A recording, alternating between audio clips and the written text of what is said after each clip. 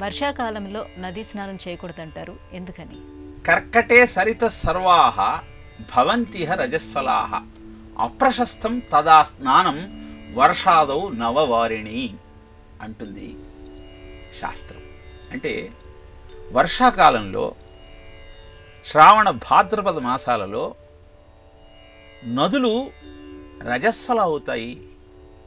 అందుకని ఆ మాసాలలో అక్కడ స్నానం చెయ్యటము ఆరోగ్యకరం కాదు అన్నది శాస్త్రవచనం. కొత్త నీరు రావటం వల్ల ఆ సమయాల్లో అనేకమైనటువంటి మాలిన్యాలతో కూడినటువంటి నీరు ప్రవహిస్తుంది. కాబట్టి ఆ 2 నెలలను పురిటి నెలలు అంటారు. అనంతరం వచ్చే శరదృతువులో ఆ మాలిన్యమంతా వెళ్ళి కార్తీక మాసంలో, ఆశ్వయుజ మాసంలో చంద్రుడి యొక్క అమృత కిరణాల ద్వారా ఆ నదీ జలాలన్నీ అద్భుతమైన శక్తిని సంతరించుకుంటాయి. అందుకే కార్తీక మాసంలో తప్పకుండా నది స్నానం చేయమంటారు.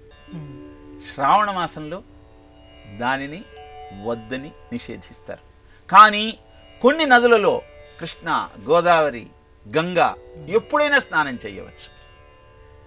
అలా కాని కొన్ని నదులకు ఈ నిబంధన వర్తిస్తుంది. కనుక సమయం చూసుకొని, సందర్భం తెలుసుకొని, సంకల్పం చెప్పుకొని నదీ స్నానం చేస్తే తద్వారా ప్రశస్తమైన ప్రయోజనాన్ని పొందవచ్చు.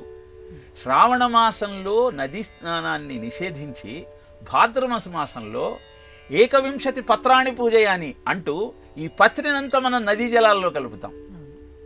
కారణం, నదీ జలాలలో ఉన్నటువంటి మిగిలినటువంటి ఆ మాలిన్యాన్ని ఈ పత్రి ద్వారా శుద్ధి చేసుకుంటూ కార్తీక మాసంలో స్నానం చేసినట్టయితే మంచి ఆయుర్దాయము, ఐశ్వర్యము, యశస్సు, తేజోవంతమైన దేహము మన సొంతం.